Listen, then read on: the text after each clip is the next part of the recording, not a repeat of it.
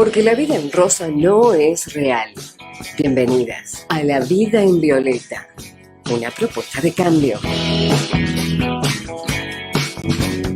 La Vida en Violeta, para construir empoderamiento de mujeres y niñas. Una sociedad más justa y segura para todas y todos.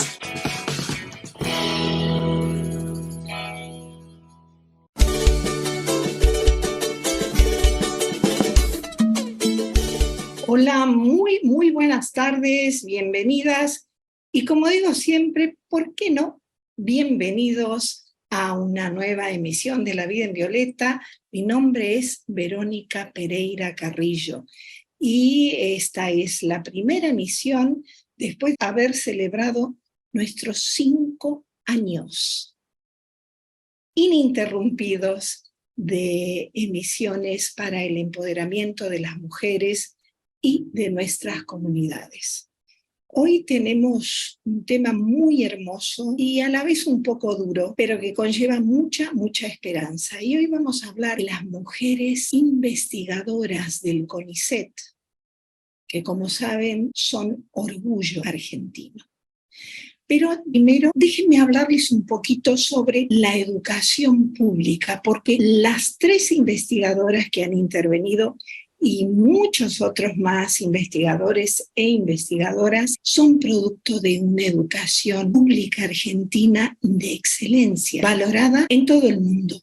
Entonces, déjenme hacer un muy breve repaso. Argentina es el primer país que obtuvo un premio Nobel, que en ese momento fue el de la paz, con Saavedra Lamas, un abogado también fruto de la educación pública argentina. Luego vinieron los 3 premios Nobel de ciencia y una vez más, Argentina es el único país de América Latina que obtuvo el premio Nobel en ciencia. Y no una, sino en 3 oportunidades. Todos se graduaron en la UBA, que como saben es la Universidad de Buenos Aires, universidad gratuita y pública. El primero que recibió este premio en Latinoamérica en ciencias fue nada más y nada menos que el fundador de CONICET, el doctor Bernardo Hussein. Luego, el doctor Hussein logró el Nobel de Medicina y luego el doctor Luis Federico Leloir en química y finalmente el doctor Milstein, que era graduado en química, también en educación pública, y obtuvo, como el doctor Hussein, el Nobel en medicina. Y luego, como sabemos, tuvimos otro premio Nobel, el arquitecto Pérez Esquivel, también graduado en educación pública, gratuita, un orgullo argentino. Sin embargo, a pesar de haber logrado los galardones máximos a la ciencia argentina ha sido sistemáticamente impulsada por algunos gobiernos, minimizada, ninguneada y despojada por otros. Este que estamos viendo es el doctor Leloir, premio Nobel. Y si vemos, tiene una silla de paja atada con alambre. A pesar de ello, hemos seguido y las mujeres de la educación pública han seguido recibiendo numerosos reconocimientos, especialmente en el extranjero. Es el caso de Eugenia Calnay, que la BBC nombra la mejor meteoróloga del mundo, que ha recibido numerosos reconocimientos en el extranjero en el área de meteorología, en la NASA, donde estuvo trabajando durante mucho tiempo. No solamente la educación pública argentina ha formado y sigue formando jóvenes y profesionales brillantes argentinos, algunos se quedan en Argentina, otros desafortunadamente emigran, pero también tengo que mencionar en Panamá, donde viví durante algunos años, me dio la gran alegría y el enorme orgullo de saber que la mujer que había fundado 5 museos, la gran propulsora del conocimiento en arqueología, la doctora de la UBA, Reina Torres de Araúz, que nombramos justamente en la emisión pasada. Ella se formó en Argentina. El Museo Antropológico de Panamá se llama justamente Reina Torres de Araúz. Y aparte de la escasez de los medios y de los ajustes en presupuestos, la ciencia argentina ha tenido y ha sufrido distintos embates.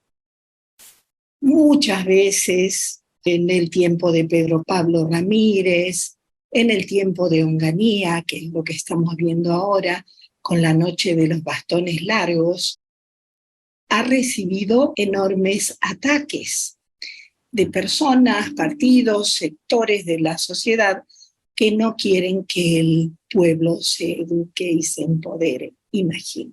Estamos viendo una de las fotos que se tomaron de la Noche de los Bastones Largos.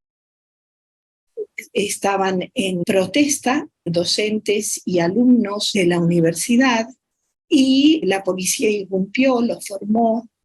Tuvieron que pasar por una doble fila de policías que los golpeaban. Y los golpeaban tan salvajemente que aquí ven a este científico que era estadounidense, Ambrose Warren. Fue muy maltratado, aunque él dice luego en una carta que publicó en New York Times y que por eso se supo todo esto en el extranjero y fue un gran bochorno para el gobierno de turno en 1966. De resultas de esta noche de los bastones largos hubieron, como ven, muchos heridos, como 400 detenidos y 700 científicos y científicas tuvieron que emigrar por miedo, por supuesto, al riesgo que representaba quedarse en Argentina. A pesar de eso, la ciencia argentina volvió a florecer una y otra vez. Y creo que esta es la gran lección que debemos aprender los argentinos. Primero, a valorar, agradecer y estar a la altura de nuestros y nuestras científicas. Y segundo, saber que no importa quién quiera atentar contra la ciencia, la inteligencia, van a volver, van a resistir y van a volver. Vamos a ver entonces qué es el CONICET, cómo funciona y qué investigan sus científicos. Este es un artículo, la autora es Rosario Marina, salió el 26 de agosto, hace unos días. En resumen, es un ente autárquico del Estado Nacional que depende del Ministerio de Ciencia, Tecnología e Innovación. Al revés de lo que inflan cifras que hemos escuchado últimamente, tiene un poco más de 11.000 investigadores. No es como la NASA ni nada de esas locuras. Estos investigadores e investigadoras se desempeñan en 4 áreas principales, ya estamos viendo: ciencias agrarias, ingeniería y materiales, biológicas y de salud, y un 21,4% en ciencias exactas y naturales y un 26,6% en ciencias sociales y humanidades.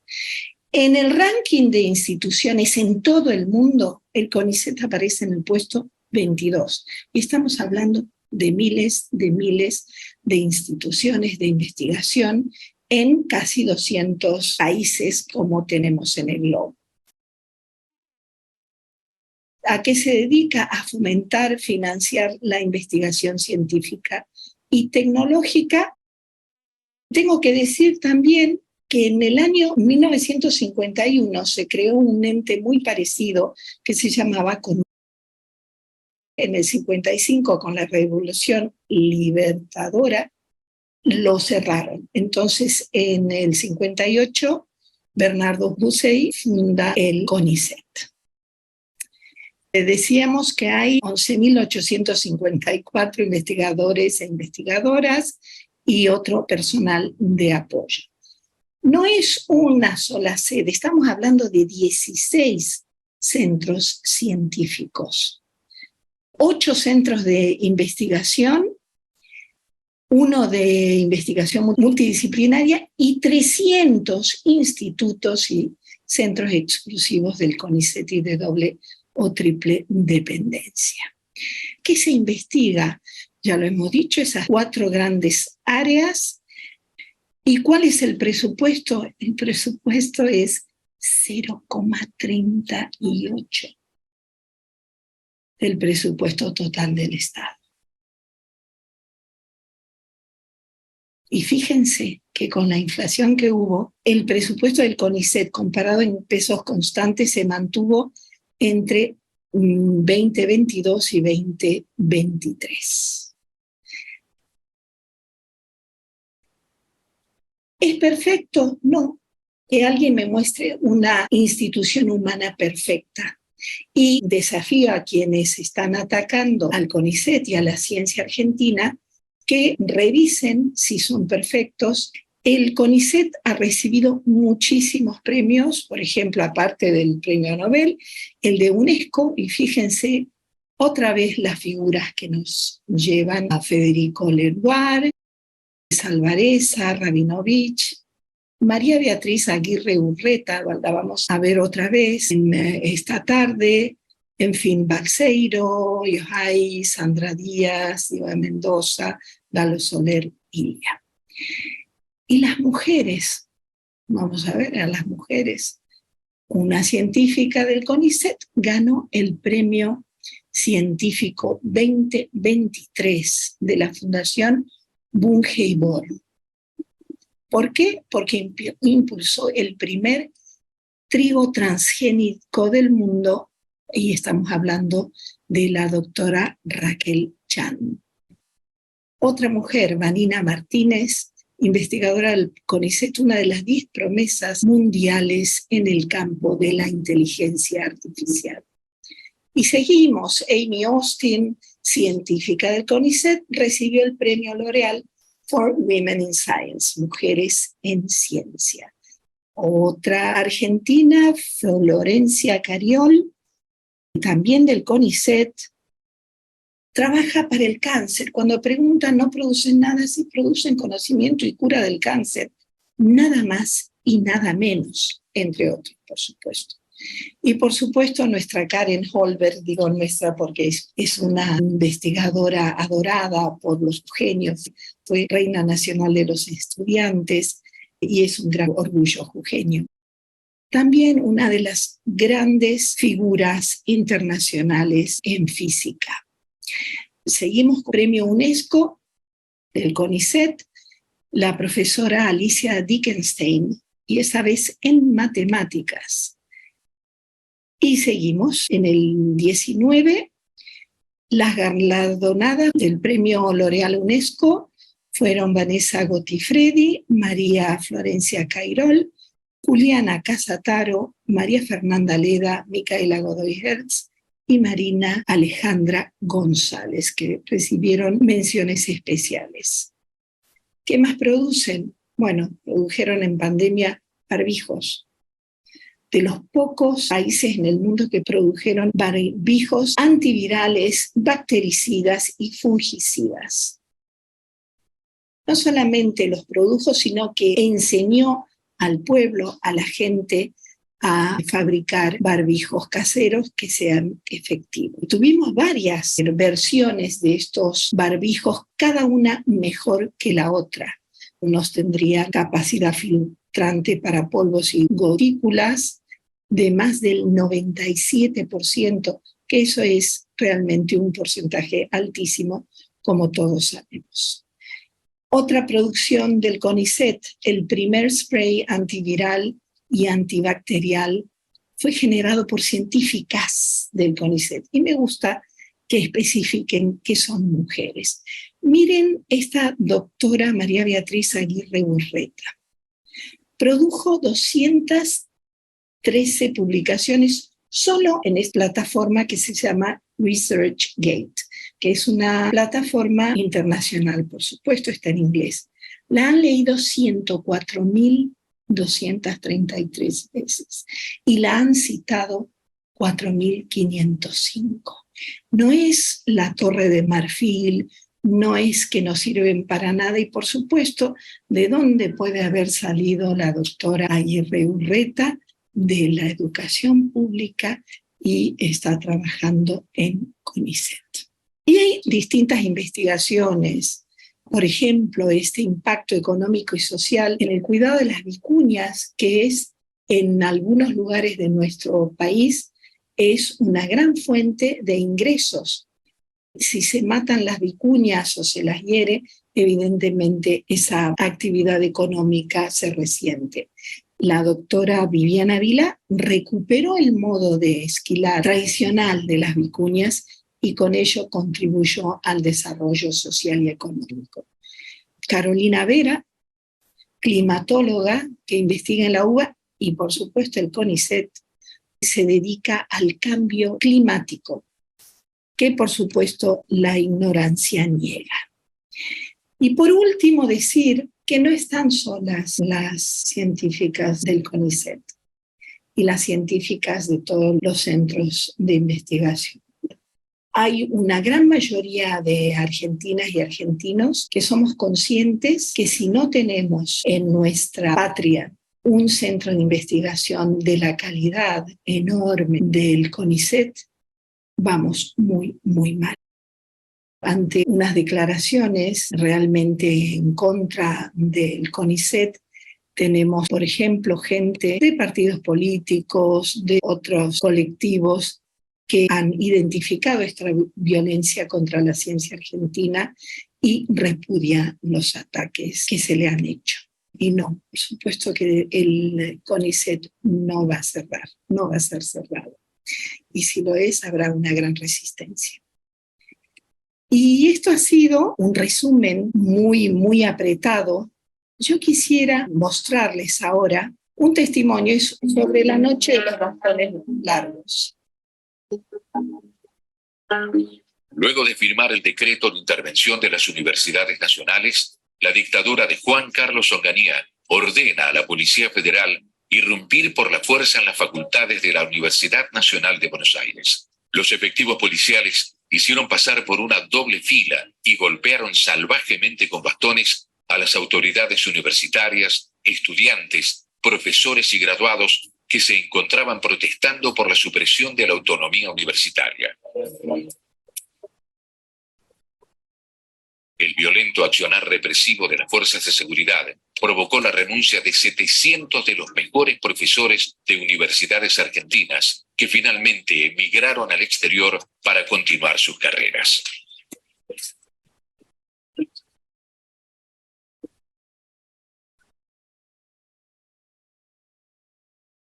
Tengo que decir que sí, emigraron, pero muchos volvieron.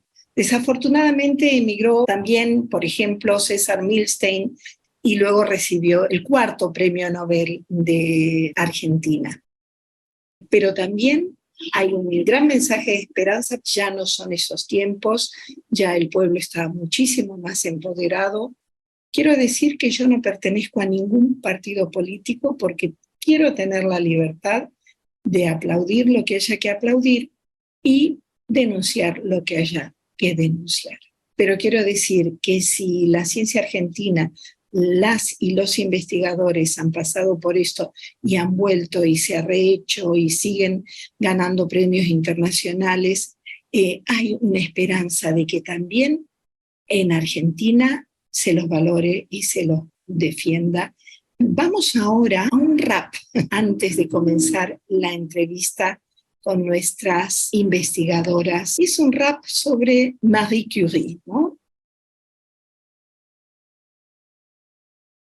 Y como les anticipaba, tenemos unas panelistas realmente de lujo porque tenemos a científicas con nosotras. Científicas de alto nivel, de altísimo nivel, del nivel más alto que hay en Argentina, que es el CONICET, como hemos dicho anteriormente. Y tenemos a la doctora Carolina Carrillo, de familia jujeña, por eso comienzo por ella, porque es un gran orgullo para Jujuy.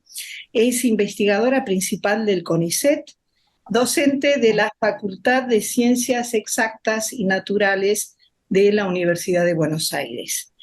También tenemos a la doctora Roxana Toriano, quien es investigadora adjunta de CONICET, y Fibio Hussein, investigadora y docente de la Facultad de Medicina de UBA, también, como decíamos, Universidad de Buenos Aires, y a la doctora Florencia La Bombarda, investigadora independiente del CONICET y BIME, que luego le vamos a pedir que nos diga cuál es el acrónimo, docente de la Facultad de Medicina de UBA. Bienvenidas, qué honor tenerlas en La Vida en Violeta. A la doctora Carrillo la hemos tenido varias veces, nos ha hecho el honor de estar con nosotras varias veces anteriores, especialmente en contexto de pandemia, ¿no?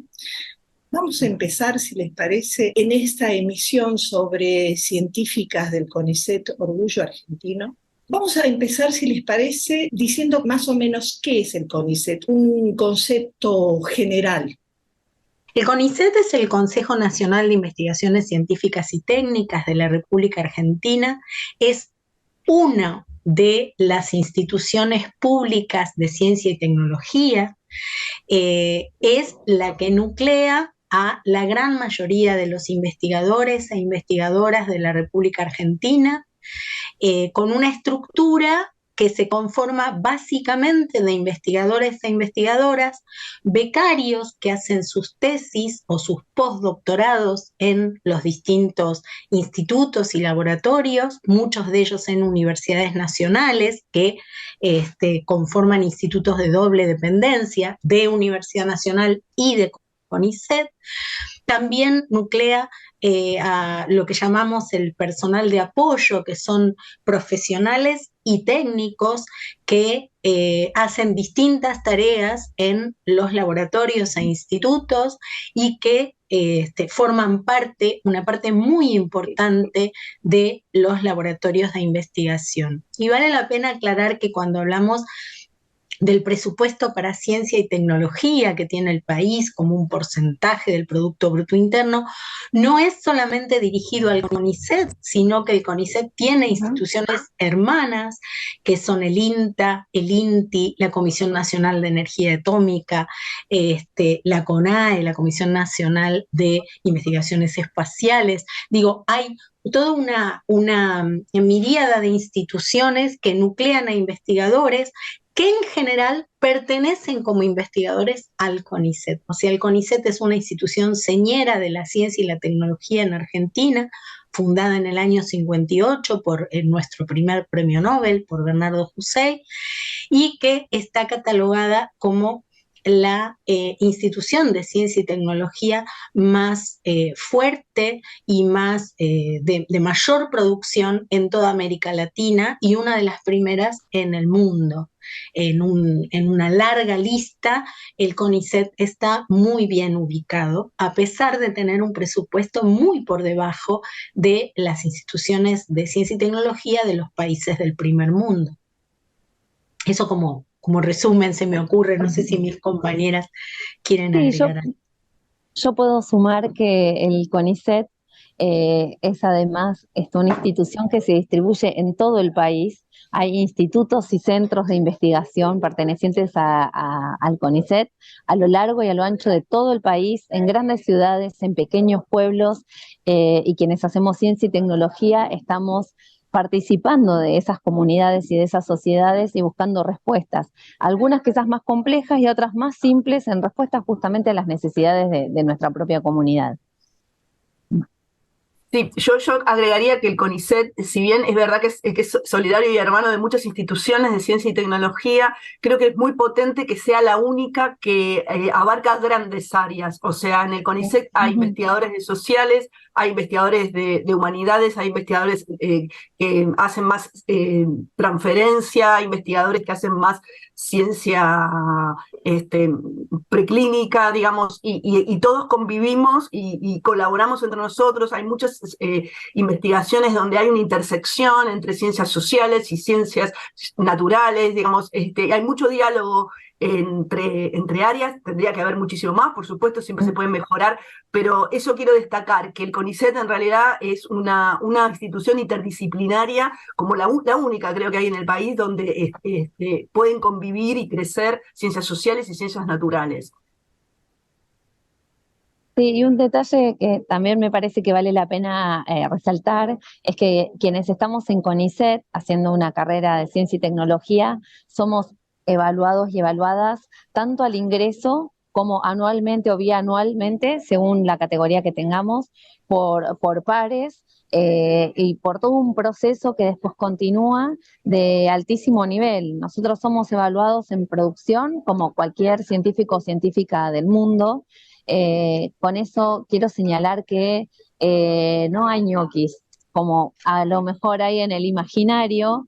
Realmente en CONICET no tenemos oportunidad de eso porque 2 informes desaprobados significan quedar automáticamente desvinculada o desvinculado de la institución. Entonces realmente somos personas que trabajamos arduamente, a veces eso con poco presupuesto, pero con mucha creatividad y con mucho convencimiento del valor de la ciencia, del conocimiento que generamos, pero además eso, acompañados de sistemas de evaluación que avalan nuestras capacidades. Excelente, yo quisiera agregar también, he vivido durante 27 años en el extranjero, muchas instancias laborales, he convivido con gente de nivel internacional, de otros lugares de Latinoamérica y del mundo en general. Y recuerdo con mucho orgullo que cada vez que se nombraba a las y los científicos argentinos y cada vez que se nombraba al CONICET, se sabía que había un rigor científico excepcional, de los mejores del mundo. Entonces, son 27 años.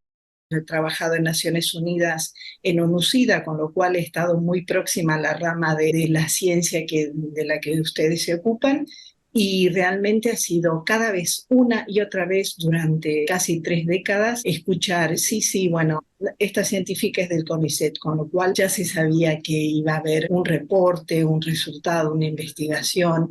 Y si las personas que nos ven en estos momentos se ponen a googlear publicaciones, van a ver un montón, pero cientos de publicaciones en revistas especializadas a nivel mundial, justamente.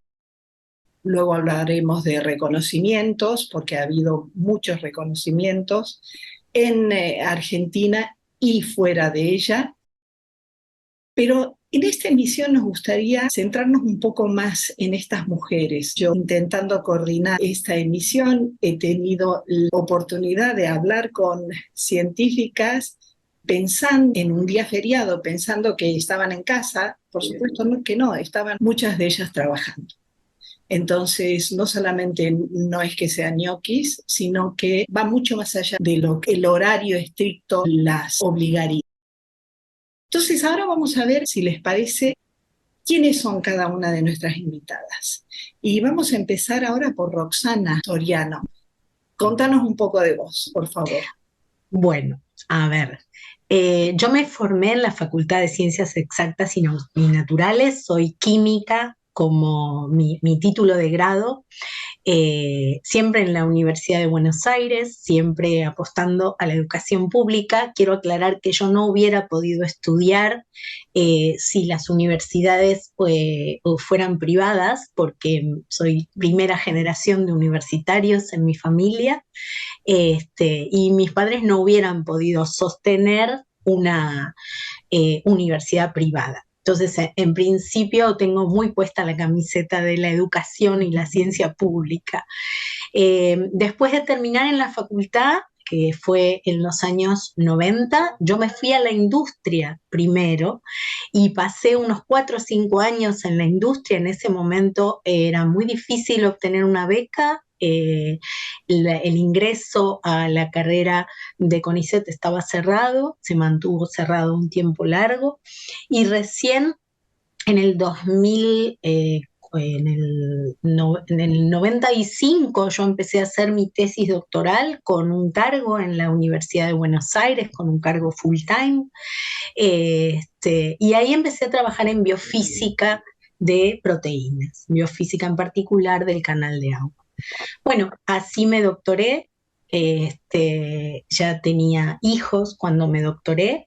eh, y ahí había la opción de quedarnos en el país o irnos afuera. Yo terminé mi doctorado en el 2001, un momento muy complicado en la República Argentina, eh, y con el papá de mis hijos, también investigador científico, decidimos quedarnos en la Argentina. A mí me costaba mucho pensar en criar a mis hijos en el exterior, y sin dudas me interesaba hacer ciencia en la República Argentina, así que bueno, después de mi doctorado seguí trabajando en el mismo laboratorio donde hice una instancia postdoctoral, siempre en la Facultad de Medicina, seguí haciendo docencia y después, cuando se abrió la carrera, ingresé al CONICET.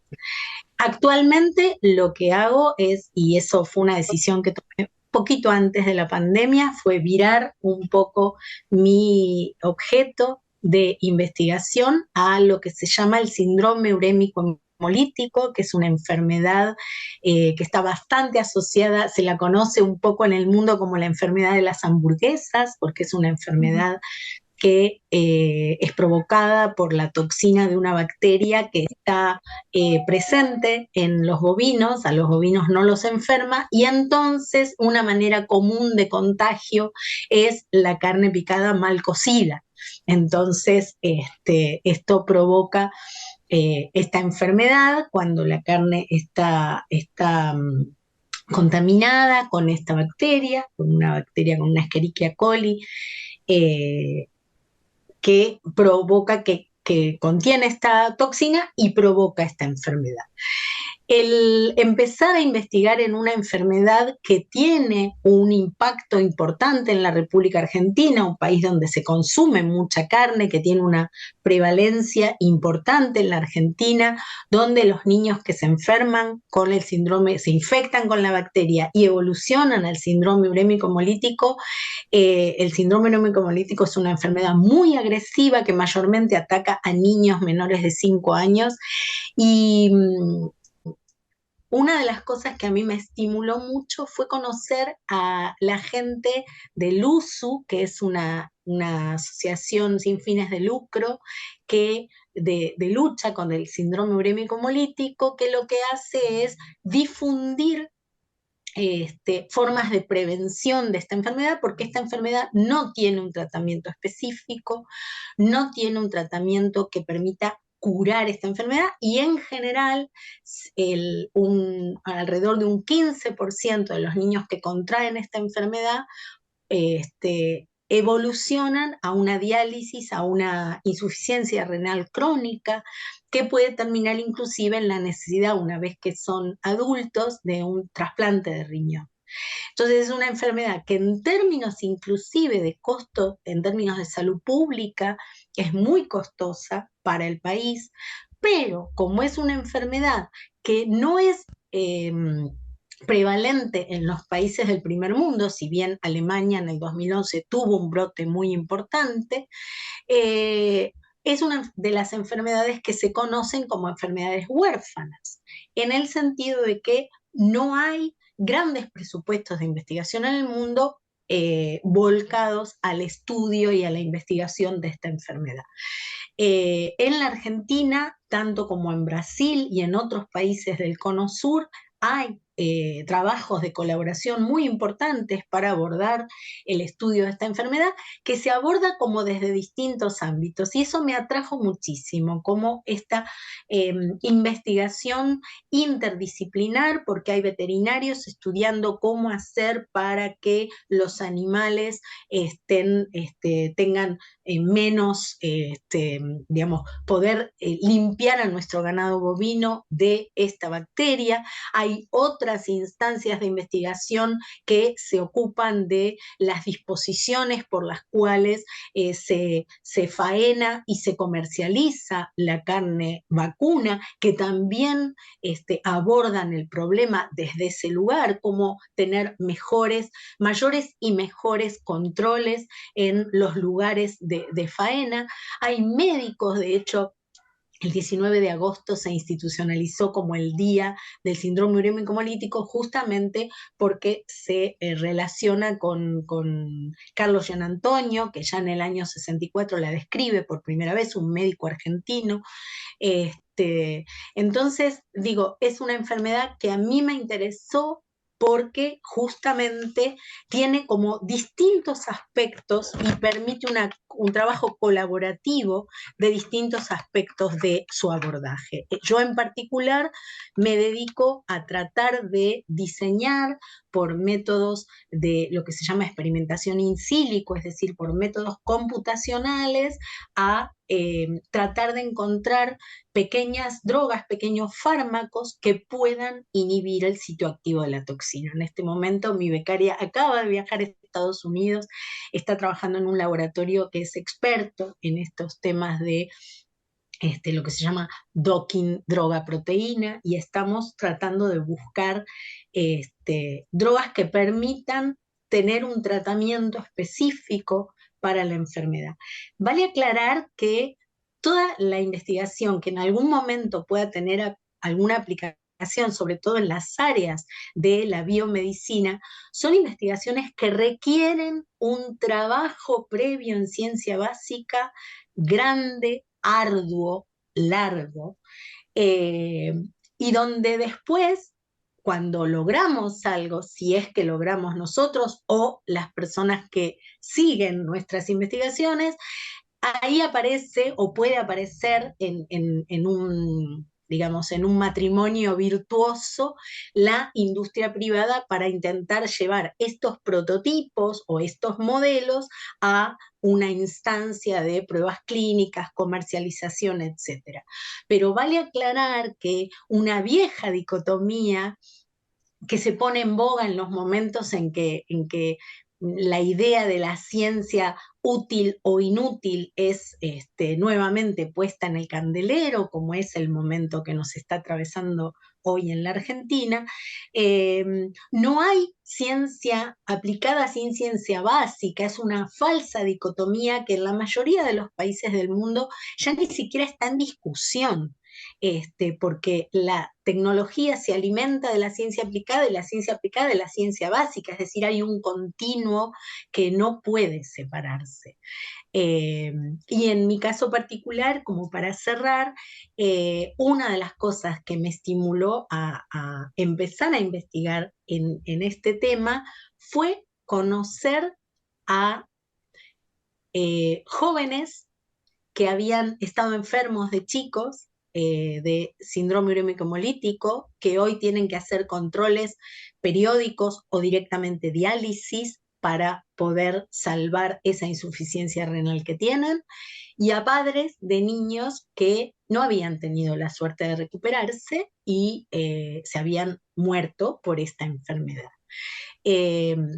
Yo creo que esa ida y vuelta de cuál es la parte de nuestra comunidad que requiere algo de esto, que no se va a investigar en otros países, me parece que también enriquece y estimula la curiosidad que naturalmente tenemos los y las científicas, ¿no? Absolutamente.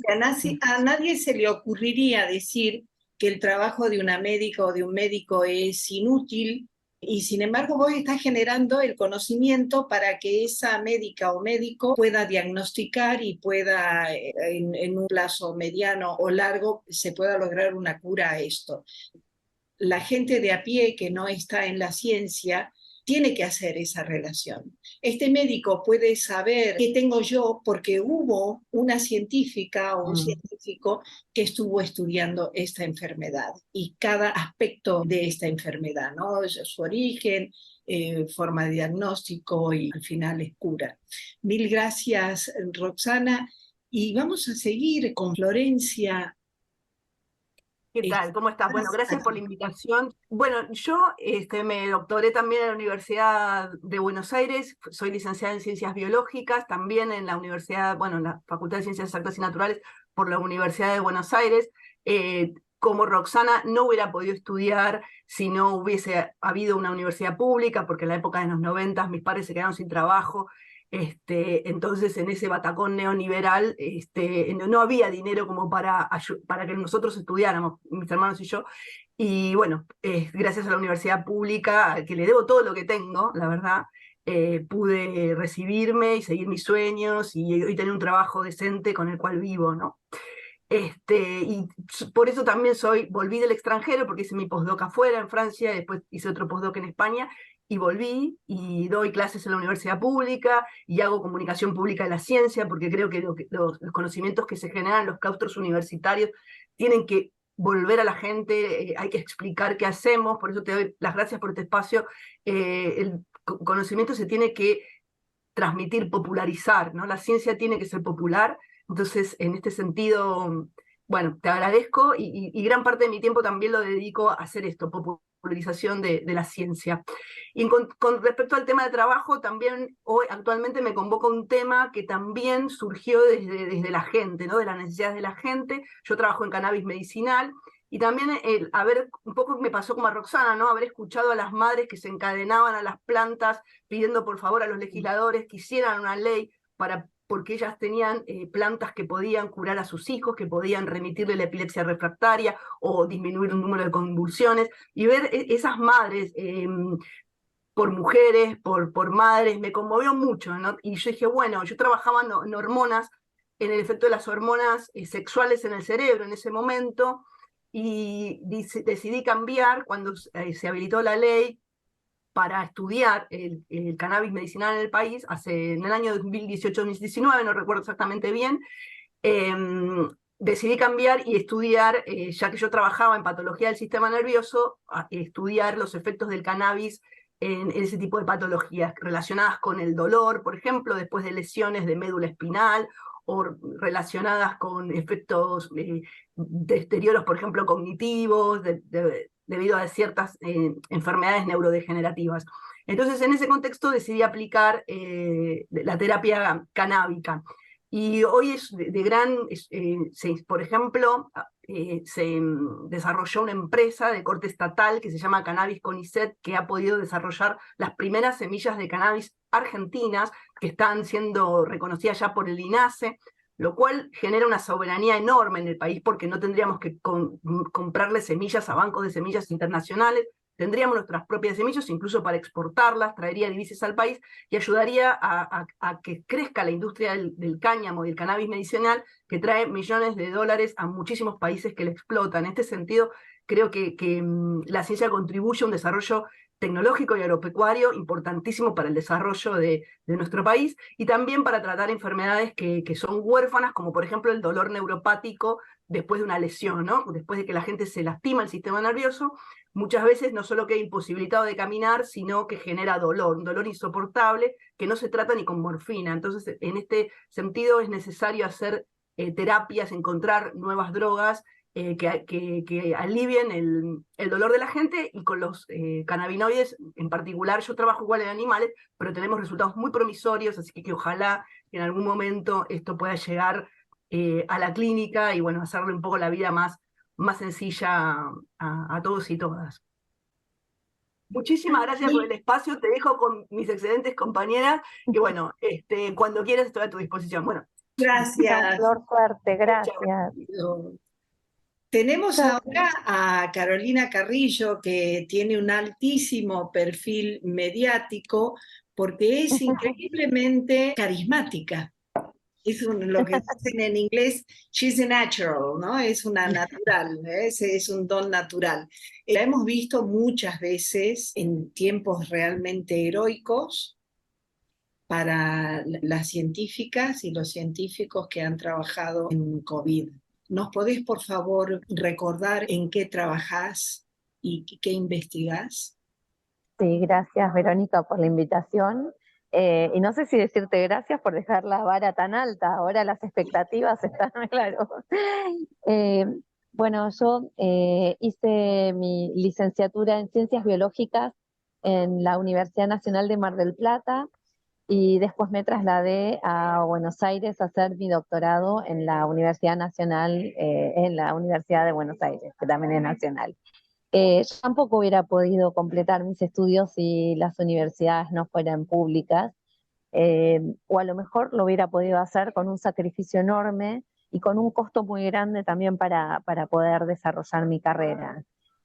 Más allá de quienes no hubiéramos podido definitivamente o quienes a lo mejor hubiéramos podido con mucho esfuerzo, en todos los casos somos personas que logramos recibirnos con altísimos niveles y que estamos produciendo conocimiento. Y este conocimiento es valioso. A veces se nota más, a veces se nota menos, ¿no? En algunos tiempos de crisis el conocimiento que se traduce en bienestar queda clarísimo, como en la pandemia, que me pareció que no nos íbamos a olvidar del valor del conocimiento, pero bueno, en tiempos, entre comillas, de paz o de menos emergencia, nosotros seguimos produciendo conocimiento y ese conocimiento sigue sirviendo, sigue siendo transferido hacia toda la comunidad, a veces como bienes de consumo, como productos y a veces como cultura general, ¿no? Porque justamente el conocimiento nos hace más cultos, nos hace más capaces de poder tener herramientas para discernir, para poder opinar, para poder tomar decisiones. Así que, bueno, gracias a la universidad pública pude empezar a formarme. Después de terminar mi doctorado, que fueron 5 años, hice un postdoc de 2 años ya dentro de CONICET, con lo cual, si sacamos cuentas de todos los años que estudiamos, 5 años de licenciatura, 5 años de doctorado, 2 años de postdoc hasta que ingresé a CONICET, son un montón de años en que nos estamos formando y que le cuestan al país también. Entonces, generar esta masa de conocimiento es una inversión que debe ser aprovechada. Yo cuando empecé a hacer investigación, elegí hacer investigación en biología molecular y bioquímica del Chagas, de la enfermedad del Chagas. El Chagas es una problemática nacional súper presente, tanto rural como urbana. 4% de la población argentina se estima que tiene Chagas, y entonces ese pensar que es rural y que ya no está es un error. Y trabajo justamente buscando drogas, compuestos que puedan atacar específicamente al parásito, porque los tratamientos que tenemos hoy día no son efectivos 100% ni en todas las distintas condiciones. Entonces, encontrar una droga que le pega a un punto vital del parásito es una primera forma de encontrar un nuevo fármaco. El segundo paso es que además de que lo mate al parásito, sea específico, no nos haga mal a nosotros, ¿no? Y esa era mi primera línea de trabajo. A través de ese trabajo empecé a tener un gran desarrollo de mi carrera académica, pero no tenía un gran impacto social, que era lo que yo estaba buscando. Entonces hice un trabajo como de repensar esto, qué es hacer ciencia, qué es generar conocimiento y por qué yo elegí esta carrera, que a veces es tan sacrificada, y qué sé yo, y el sentido que tenía para mí era justamente tener un impacto social. Entonces fui trasladando mi producción de conocimiento a desarrollar un método de diagnóstico simplificado para bebés, porque el diagnóstico de Chagas para adultos funciona, es un método simple, que todas las personas tenemos derecho a hacernos en Argentina si tenemos dudas, de forma gratuita, porque hay una ley de Chagas que eso indica. Pero los bebés tienen características que hacen que sean muy difíciles de diagnosticar y son justo la población que puede ser efectivamente tratada y curada. Bueno, entonces empecé a trabajar en eso y también como pensando yo estoy trabajando en esto, va a llevar muchos años, yo voy a hacer un megadiagnóstico genial, que a lo mejor después no se puede aplicar, ¿no? Entonces me formé también en lo que es el conocimiento situado y fue pensar, bueno, dentro de las posibilidades que tenemos nosotros con nuestras capacidades económicas, de recursos humanos, de instalaciones, etcétera, ¿qué puedo hacer yo que pueda ser usado? ¿No? Entonces trabajé justamente en un método de diagnóstico simplificado, que pueda ser aplicado en las condiciones reales que tenemos en nuestro país y en nuestra región. Eso para mí tuvo también mucho sentido porque trabajando en esto descubrí que hay muchos casos en los que desarrollamos grandes herramientas tecnológicas, pero que no son aplicadas, ¿no? Y el caso del diagnóstico de Chagas para adultos, que es gratuito, que es simple, que está hace un montón, y solo el 10% más o menos de las personas en Argentina acceden al diagnóstico de Chagas. Entonces, yo digo, hay herramientas y solamente el 10% acceden a hacerse el diagnóstico. Ahí hay un problema que no pasa por las moléculas, no pasa por el diagnóstico si lo puedo aplicar o no, pasa por otro tipo de conocimiento y ahí se ponen en juego las ciencias sociales, ¿no? De qué concebimos como Chagas, quiénes pensamos que pueden tener Chagas y quiénes pensamos que no lo pueden tener o que no estamos en riesgo. Un montón de cuestiones de cómo comunicamos el Chagas, si creemos que es solo rural, estamos confundidos. Entonces, como empezar a trabajar también en diálogo constante con las ciencias sociales, con la comunicación, con la educación, para mí fue esencial para desarrollar mi carrera en términos de algo que no solamente publique papers, que genere un conocimiento que es necesario para un piso, a partir de ahí se pueden desarrollar otras cosas, sino de dar un paso más y decir, bueno, yo quiero que este conocimiento ya tenga algún sentido en quienes me rodean. Y bueno, y así fue que desarrollamos un diagnóstico simplificado, fue el primer diagnóstico molecular para Chagas aprobado en Argentina por la ANMAT. Y bueno, y fuimos aprendiendo mucho también sobre después otras cuestiones, porque yo sabía biología molecular, pero tuve que aprender sobre las validaciones analíticas, las validaciones clínicas, la validación regulatoria, y después aprender también sobre la producción a escala industrial y con buenas prácticas y etcétera. Y bueno, en eso estábamos cuando llegó la pandemia y con el equipo que habíamos conformado pudimos migrar rápidamente todo este conocimiento para desarrollar un kit de diagnóstico para COVID, que fue un kit simplificado que se pudo usar en todos lados en el país, a todo lo largo y a todo lo ancho, y realmente fue una solución de diagnóstico súper útil. Y fue para nosotros una experiencia también que fue como un aliciente para pensar, bueno, esto lo podemos replicar para tantas otras enfermedades que tienen dificultades en el diagnóstico por la complejidad o por el precio o porque no, o porque son enfermedades que por ahí no son percibidas en grandes centros internacionales como un problema y entonces no se desarrollan las herramientas. ¿Quién las va a desarrollar? Entonces, si no somos nosotros mismos quienes conocemos cuáles son nuestras problemáticas. Yo quisiera hacer el paralelo entre lo que se hizo, por ejemplo, en Estados Unidos, con muchísimos más medios, desde luego, y lo que se hizo en Argentina, con medios mucho más restringidos. Argentina cuenta, y en su momento contó con este kit de detección temprana, que salvó la vida mía, por ejemplo. Es decir, a mí, si me hubiera venido COVID, yo no hubiera sobrevivido. Y como me salvó la vida a mí, le salvó a millones. Pero el problema es que esa cadena de conocimiento y de divulgación del conocimiento de pronto se pierde.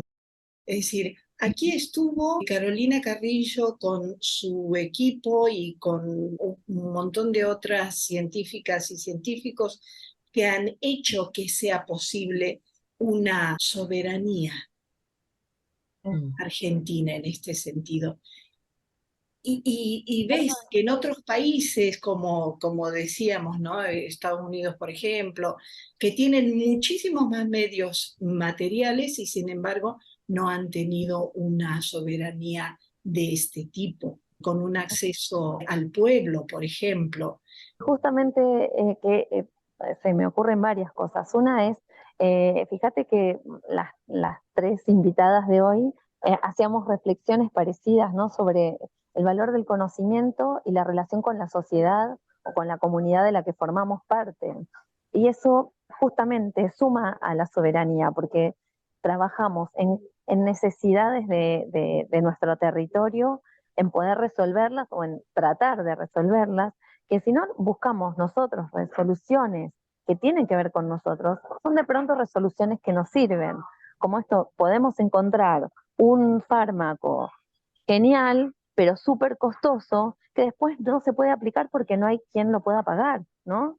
Lo mismo con un diagnóstico, con lo que sea. Entonces, esta mirada de quienes hacemos ciencia, me parece que es importante resaltarla, porque a veces en el imaginario, cuando uno dice un científico, una científica, se imagina un señor medio loco, con los pelos parados, un guardapolvo mal abrochado, y como una persona iluminada, que se le ocurren cosas insólitas, que está aislada, que no trabaja en equipo y que está aislada de su propia comunidad. Y esos son modelos de fantasía, son modelos que no sirven, que no garpan. Hoy día somos estos equipos que trabajamos multidisciplinariamente, como decía Flor o como decía Roxy, que entrelazamos los conocimientos de distintas disciplinas para generar algo que es un conocimiento mucho más rico y que además da respuesta a nuestras propias necesidades. Y acá yo me permito agregar algo a lo que muy bien dice Caro. eh, Esta idea del científico afuera de la realidad, que es una idea muchas veces abonada en el imaginario social por los propios medios de comunicación, nosotros somos en principio trabajadoras que nos dedicamos a la investigación científica. Y hay algo que atraviesa colaboraciones con otros países de Latinoamérica, con los cuales la Argentina, por lo menos en las ciencias biomédicas, tiene una larga data, la colaboración con otros países, que tiene que ver con tener la convicción que también es una convicción de política científica, que hay problemas de nuestra región que si nosotros no abordamos para tratar de conocer y acercarnos a resolver, no lo va a abordar nadie. O que las soluciones van a ser tan costosas para la Argentina que no hay mercado posible para que la República Argentina, para que los ciudadanos y ciudadanas de la República Argentina o de las repúblicas hermanas de América Latina puedan aprovechar. Entonces, hay problemas que tenemos que abordar nosotras y nosotros. Que no los va a abordar el mercado sencillamente porque en principio no son redituables, que hay que abordarlas desde los estados con una decisión de política científica, que es falso que la ciencia sea algo que está fuera de la realidad de las personas que conformamos una sociedad y un pueblo. Por eso es súper importante. Flor contaba que ella hace popularización de la ciencia, Caro también ha hecho o hace algo de eso, yo también en escuelas, en trabajos íntimamente ligados con la educación secundaria o primaria, porque nuestros ciudadanos tienen derecho a saber la importancia de esa parte de los dineros públicos del país que van a investigación científica justamente para resolver problemas sociales desde todas las ciencias, con esta mirada interdisciplinaria que nos permiten, por ejemplo, afrontar enfermedades complejas como el Chagas, como el síndrome urémico hemolítico, como las epilepsias refractarias y otras tantas cosas que no solo son enfermedades, ¿no es cierto? Entonces me parece que la gente tiene que estar informada de estas cosas que hacemos porque no podemos permitirnos el lujo de tener que comprar todo hecho al exterior, porque no podríamos pagarlo sencillamente, ¿no? En el caso de la pandemia, por ejemplo, quedó clarísimo cuando había un montón de herramientas para afrontar la pandemia que eran restrictivas, que no alcanzaban para todos los países, no fuimos prioridad para otros países productores de eso para poder proveernos, ¿no? Y nosotros pudimos responder a esa necesidad desarrollando los respiradores, los barbijos, distintos tipos de kits que detectaban de distinta manera, entonces el alcohol en gel en forma masiva. Entonces, Los todo eso, ¿no? sensores de dióxido de carbono para Los ver si el sensores, aire estaba puro o no, eso. exacto, son todas cosas que ahí quedan bien en evidencia, justamente dicen, en la cancha se ven los pingos y en las situaciones de emergencia queda bien en evidencia el valor de lo que es la ciencia y la tecnología en nuestro país. Por eso, a lo mejor en estas situaciones donde estamos menos en emergencia, queda como menos en evidencia, pero que lo notemos menos no quiere decir que no esté pasando, ¿no? Y por eso para nosotras es importante resaltar esto una y otra vez, porque además el conocimiento es un bien social, es un bien común y tenemos que defenderlo socialmente, ¿no? De vuelta, como decía al principio, un país ilustrado, un pueblo que entiende, que conoce, tiene más criterio para opinar, para elegir, para exigir, ¿no? Absolutamente. Yo te cuento, Carolina, que cuando hicimos unas emisiones sobre Chagas, justamente sobre toda esa iniciativa comunicacional y comunitaria de Chagas, y de pronto viene la pandemia, ¿no? Y yo te imaginaba en tu laboratorio y yo decía, debe estar durmiendo 0, 2, 3 horas, 4 horas, y aparte tiene su vida familiar. Y yo también creí, bueno, ahora sí, masivamente la gente va a apoyar de forma incondicional a las y los científicos, al personal sanitario. Se ve que soy demasiado optimista porque no han pasado 2 años y todo ese esfuerzo enorme a nivel personal va siendo invisibilizado. Quizás fue un poco olvidado porque nuestras memorias a veces son un poco flojas. Yo realmente dormí entre 0 y 2 horas por día, pero Roxy y un montón de otros investigadores que hacen otras cosas también, porque quienes tenían PCR las pusieron a disposición para hacer el diagnóstico, quienes tenían, no sé, kits para extracción de nucleicos, para hacer diagnóstico, los pusieron a disposición. O sea, el sistema científico respondió a esas necesidades y respondimos con pasión y con convencimiento. Yo no me arrepiento de este amor, no me arrepiento de todo este esfuerzo. Siento que es la única manera en que la pude haber transitado, con todo el esfuerzo que significó, y me parece que todos y todas las que nos dedicamos a esto sentimos lo mismo, ¿no? Como es un compromiso y hay que estar en la línea de batalla.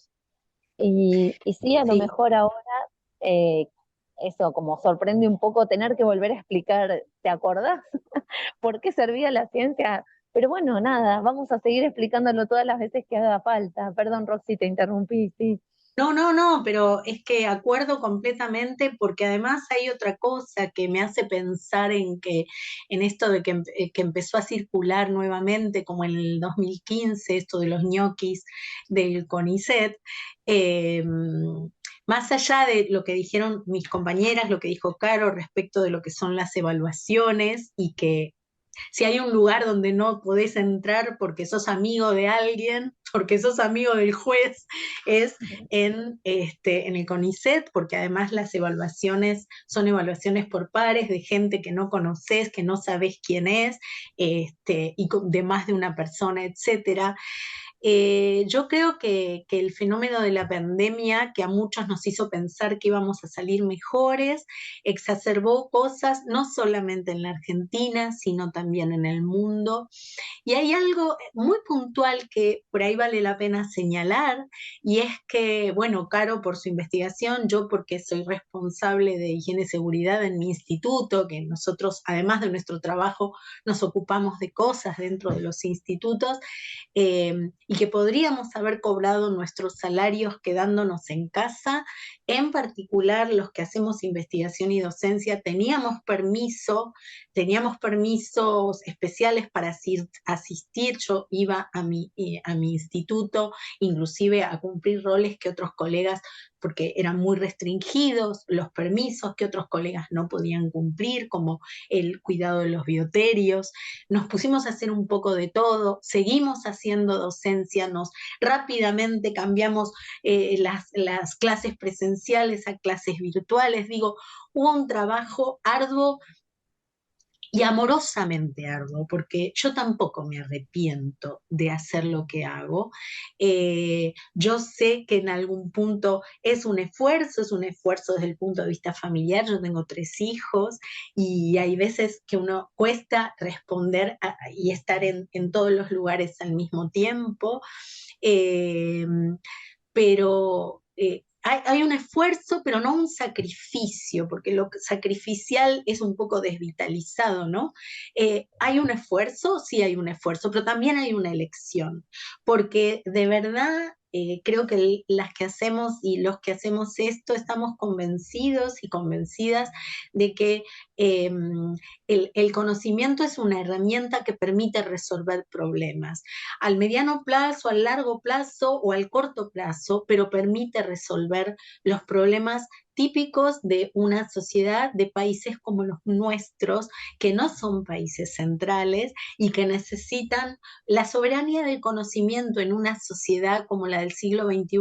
Es una de las soberanías más necesarias, porque permite una soberanía tecnológica y que en la proyección nos permite ser países independientes. Y me parece que esto es fundamental. Los trabajadores y las trabajadoras de la ciencia elegimos esto porque también vemos una proyección que permite salirnos de un lugar de países emergentes para constituir países regionalmente fuertes. Y me parece que eso es importante decirlo también. Totalmente, totalmente de acuerdo. Se adelantó el tema, pero bueno, yo sinceramente no sé cómo agradecerles el trabajo que hacen, los resultados que estamos viendo todos los días, que se vieron quizá más agudamente durante la pandemia, pero es que lo estamos viendo. Yo, sinceramente, yo nunca elegiría vivir en otro lado teniendo al CONICET aquí. Qué lindo. Lo digo en serio, ¿eh? No es ningún... Lo digo absolutamente en serio. Es decir, por razones X puedo llegar a vivir en otro lado, pero yo sé que los profesionales, los trabajadores de la ciencia, los trabajadores de la salud argentinos son inmejorables. Y he vivido en muchos lados, Carolina lo sabe. Yo agradecerles profundamente, cualquier persona con más de media neurona y cualquier persona decente debe apoyar a las científicas y los científicos del CONICET y debe defender nuestra ciencia, no solo porque es orgullo a nivel internacional, sino también porque son el futuro. Ustedes están sembrando futuro. Están sembrando curas, están sembrando formas de ver la vida y de ver la misma ciencia diferente y mejor. Mil gracias por haber estado en La Vida en Violeta. Si quieren dar unas palabritas para redondear este encuentro, que agradezco también profundamente. Bueno, yo lo que quiero decir es que realmente estoy convencida que el conocimiento generado a través de la ciencia y de la tecnología es valioso.